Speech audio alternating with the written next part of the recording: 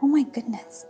Actually, come on, try to land. There is a fungus gnat checking out what I'm doing here. Little does she know, these plants feed on fungus gnats.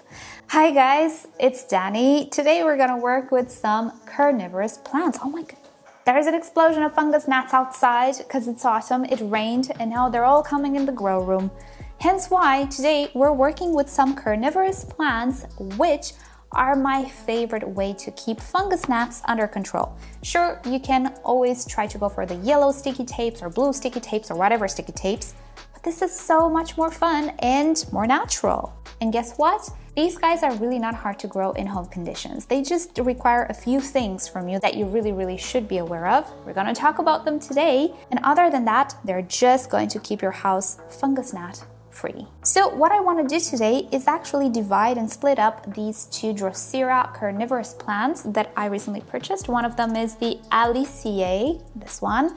Yeah, they have tags. Oh my goodness, I know. And this one is the Capensis. And I think you can tell there are multiple plants in one pot. Well, I have multiple cabinets with plants, multiple shelves, and multiple fungus gnats. So I'm not worried. These guys will not starve, but hopefully, fingers crossed, we're gonna get rid of all of our fungus gnat problems. So that's what we're doing today. If you end up enjoying this video, don't forget to give it a like, and why not subscribe? I post plant content, mainly orchid content, but plants in general, every single week, not only once a week, 3 times a week, maybe even more, who knows? If you subscribe, you'll find out. Before we start, the fungus gnat problem is one of the most common problems of the plant grower. I'm not even gonna say the orchid grower. Orchids don't really attract fungus gnats as much as other plants because they don't grow in soils. We don't keep them in soils, they're mainly epiphytes, most of them. But in very humid seasons or humid environments, they can be a problem even with orchids. Not to mention if you have other plants that grow in soil, they're just gonna appear out of nowhere. If you happen to have a garden outside, you're gonna have them more than others. I do have a garden outside. Nets will not protect you, even though they're tiny enough to protect you against mosquitoes. These guys are much tinier. So they're gonna find a way into your home.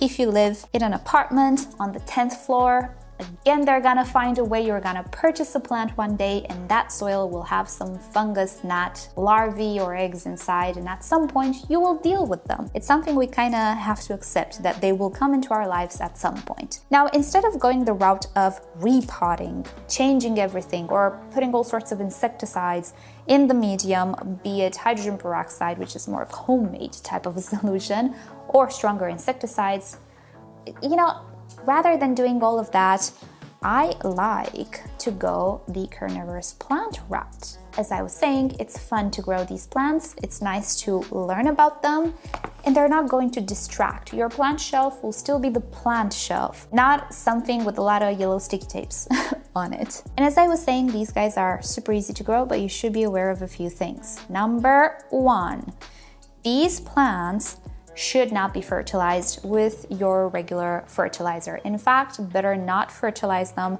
at all. Now, some really avid carnivorous plant growers will use certain solutions. If you're a beginner or just a home grower, don't go that route unless you really know what you're doing. I personally stay away from any type of fertilizer. The only source of food that these plants actually really kind of need are the fungus gnats or whatever other insects they might catch. If you try to fertilize them, you might actually witness your carnivorous plant just melting away.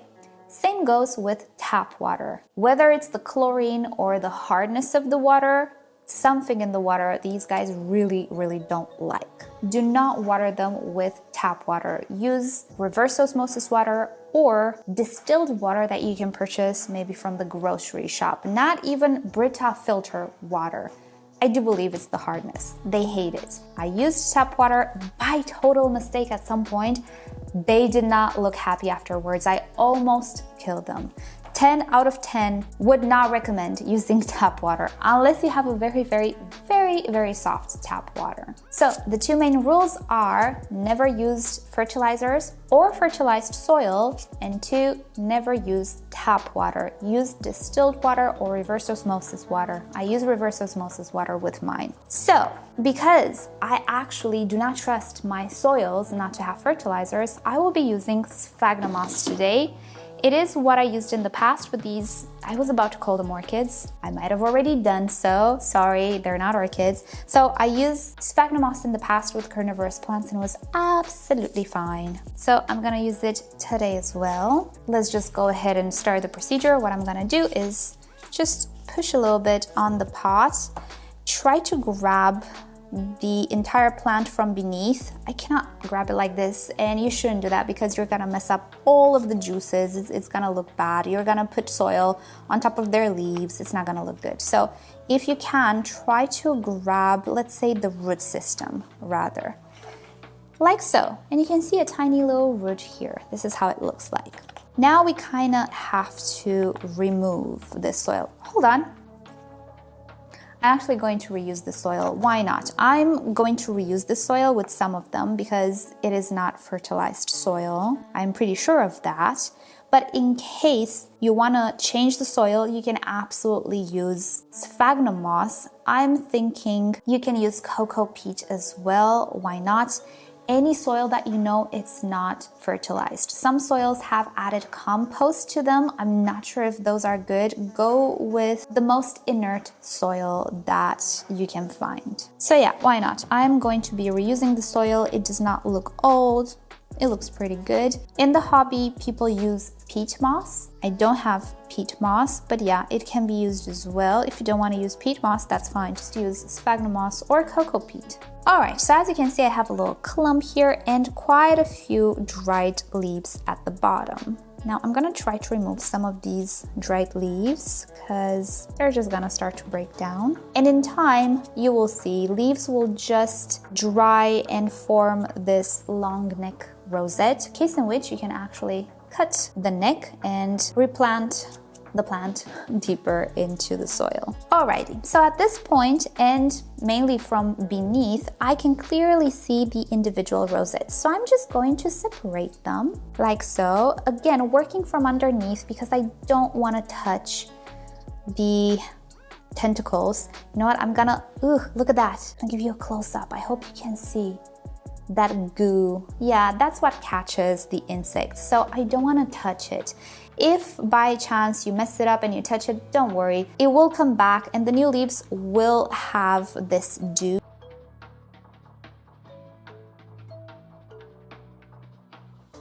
And I actually found some little pots. I'm not sure if they're a little too tiny. Well, we'll just try it out. I might actually break this clump again, like so. It is actually fairly easy, and this definitely fits in a tiny little pot like this, and I'm gonna have quite a lot of them. So really fast, just reusing the same soil.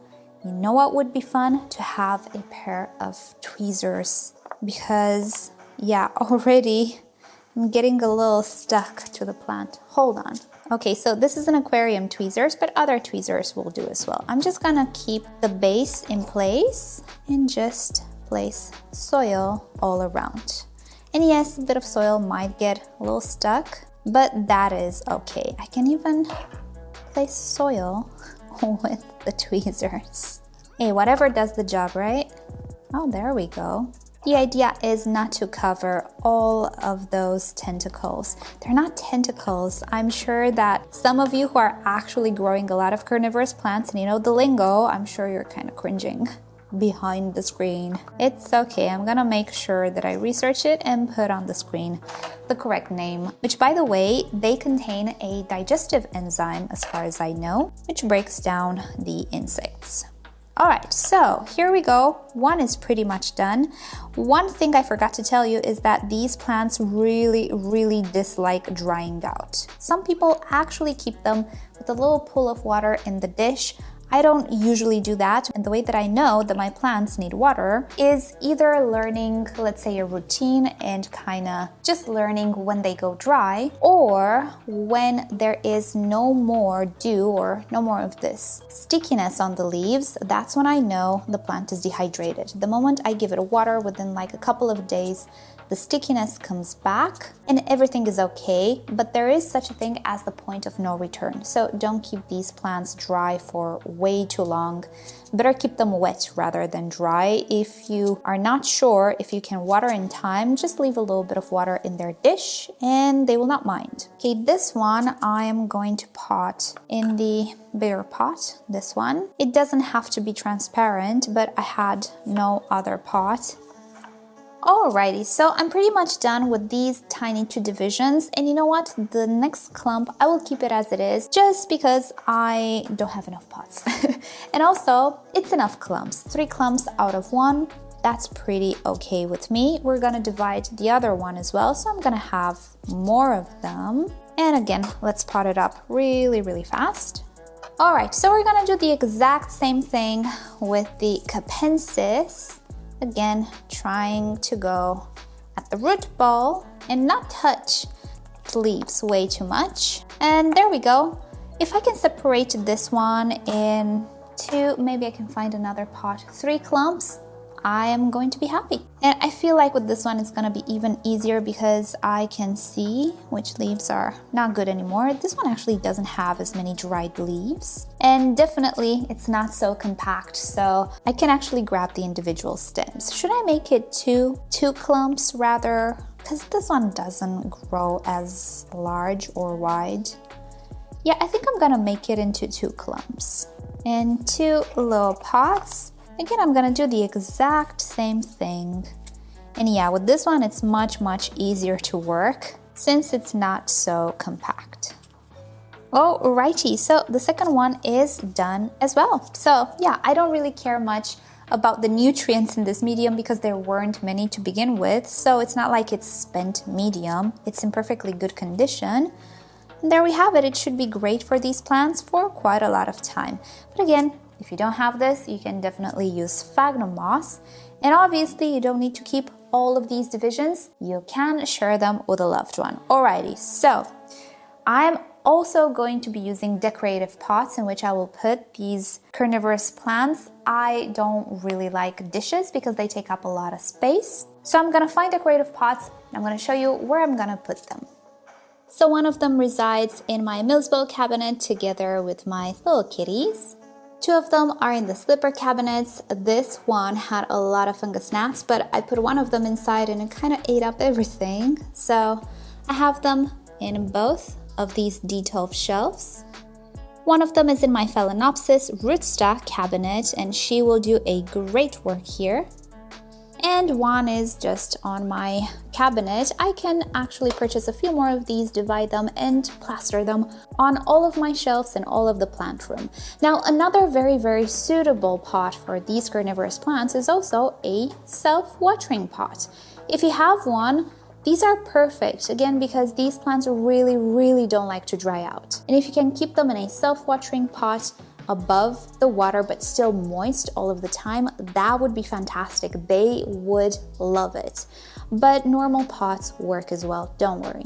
I wanted to mention that there is another carnivorous plant that is absolutely fantastic for fungus gnats. If you find it, it's just as good, and that's the Pingicilla. I will link it down below, maybe to some videos that I made on carnivorous plants. I'm not an expert at growing them, but I did have a few. I do like them. Obviously, if you want to get into more carnivorous plants, there are many, many other types.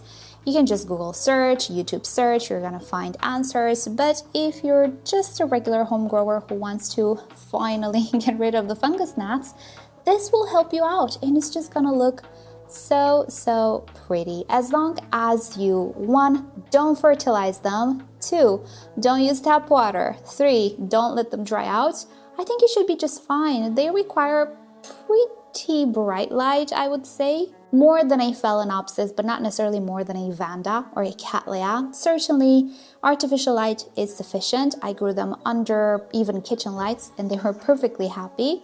So yeah, I think you can find them in groceries. No, not grocery centers, flower shops, garden centers. That's what I wanted to say. They're quite popular, these guys, and they're very cute and they do a lot of good. All right, a little update. 1 week later, the video you just saw was pre-recorded about a week ago in the same day as with Monday's video, hence why I'm wearing the same clothes. So a little update because in the meantime, I did get quite a lot of comments on Monday's video regarding the sundews, and I do want to address some of them. So I was saying there that in about 2 years or so for me, these carnivorous plants kind of just melted off away, and I wasn't entirely sure why. Many of you asked if these guys go through a dormancy, and no, a quick Google search says they don't actually go into dormancy. They're not the type. The ones that do have a dormancy are the Venus flytraps, maybe others as well, but I don't know all of them. And also the Pingicula goes into this sort of succulent mode in the winter time, but these guys don't. So no, I didn't have to put them in the fridge or other things people do, or keep them outside or anything. Yes, my grow room does go through this cooler period in the winter time because it is affected by the temperature outside. And as I do with all of my plants, not only them, yeah, I don't overwater them. As they say, I don't provide too much water, but I certainly do not stop watering them. A second idea was that after dividing, repotting, and all of that, they will kind of look a little droopy. Actually, no. I do believe these are the type of plants that if you make sure you don't really damage the root system, they will not look droopy or anything. So this is one of them. These are the slipper orchids ones. Oh, both of them looking pretty good. The Phalaenopsis shelf one and the other shelf one here. No, they don't look droopy, they don't look dehydrated. And again, I think it's the type of plant that if you do a good job separating and repotting and not damaging the roots, they should not actually go through anything. As I was saying, if they get dehydrated, which this one did get in the past, they will lose those dew spots from the trichomes. See, I learned. But once you properly hydrate them, they should come back. And another comment, a question actually, which was a very good question. Somebody asked, what do you do when you don't have fungus gnats anymore? Oh my goodness, I think that's what happened to my sundews. Yeah, at some point, the fungus gnat population kind of dwindled off. All of the time, I had a lot of them in the autumn and winter, and then in summer, they kind of disappeared, and the food source disappeared as well. And I didn't feed these guys, and that's when they kind of started to fade away as well. So I researched it, and apparently people can actually use fish food, which I happen to have, obviously, because I have fish. So that's a great comment and a great question. Yeah, I don't know what I thought about it. Maybe it was the lack of food that these guys experienced because they got tinier and tinier. They had this big boom flourishing moment with all the fungus gnats. They caught everything. Summer came, everything got dry, and my garden didn't have fungus gnats anymore. And this is when these guys slowly and surely started to melt off. So it might actually be the food source. Oh, by the way, the lady in red there is fully open today. Isn't she pretty? Alrighty, and before I let you go, I do want to address something because I did get a comment from somebody who, in my opinion, they just kind of wanted to be a contrarian. And I have to say, I really don't appreciate that. That's something that really bothers me. And I don't talk about what bothers me a lot on this channel, but that bothers me and I do want to say it, and I want to say it more often. So somebody left me a comment saying that these guys need a dormancy and that's why I lost my Droseras. And I replied, no, they don't need a dormancy, and I linked them an article. And then they kind of doubled down on the idea and said that, well, yeah, in winter it's cooler and you should know better than anybody not to leave things in a puddle of water. And I was like, why would you assume that when it takes 2 seconds to type in the search bar MissOrchidGirl carnivorous plants and to see that I grew them in self-watering, which is the opposite of keeping their roots in a puddle of water, and it's so easy to keep the reservoir dry. And as I was saying at the beginning of this video as well, I don't like to keep them in a puddle of water, although some people do. So I have to say, this type of an attitude, which 1, presents something wrong as fact, and 2, assumes something about me without even researching, I don't like it and I ban it. It is absolutely fine to tell me I did something wrong. If you really think I did something wrong in a different matter, 2, it takes 2 seconds to Google search something before commenting. And 3, if you're not sure about a certain aspect, just ask me. And that was the day when I actually responded to a lot of comments. I had some free time and I love responding to comments, so I responded to a lot of comments that day. So you could have asked me, did you keep these plants in a puddle of water in winter? And I would have said no. I actually had the time to reply. So I have absolutely no problem with asking what I did or saying, hey, I don't think that was a good idea what you did, but assuming that I did something. And the most important thing, starting off with a wrong fact is a no-no. And yeah, I'm just gonna ban these types of comments. So I felt the need to address that because, again, it is something that bothers me. It happens a lot. People assuming things. It's so easy to type in that search bar, MissOrchidGirl, blah, blah, blah, keyword, and you'll find all of the videos. I post all the time. I post the mistakes, I post the success, I post updates as much as possible. You'll find some answer to something, or if you don't find it, ask me. Hey, how did you treat that? And I'll tell you. But if you assume that I did something that I didn't, it's just gonna be a banned comment. And that's my prerogative, let's say, moving forward on YouTube. Anyway, so yeah, sorry about that little rant, but yeah, I wanted to address it really, really fast. And about that, feeding the carnivorous plants, you know what? I think you gave me such a great idea. When I don't have fungus gnats anymore, I'm gonna try to feed my carnivorous plants some fish food. And maybe they're not gonna dwindle off within a few years. I'll keep you up to date, of course. Sorry again for my little rant, but yeah, from time to time, there are things that I need to address because I do want to make stuff clear. But I hope you've enjoyed today's video. Let me know down below in the comment section your experience with carnivorous plants and what carnivorous plants do you recommend me? Because I'm kind of getting into it. I don't know where I can order them. I'll find someplace. I might get a little bit more into carnivorous plants. I don't know. Would you guys like me to do that? Let me know. And with that said, I hope you have a great day. Subscribe to my channel for more orchid videos, tutorials, experiments, updates, and other fun orchid subjects. If you wish to support the channel, do consider becoming a member or visit the merch store linked down below in the description. You can also follow me on Instagram and Facebook. It's always nice to stay in touch there as well. And I'll see you all next time. Bye!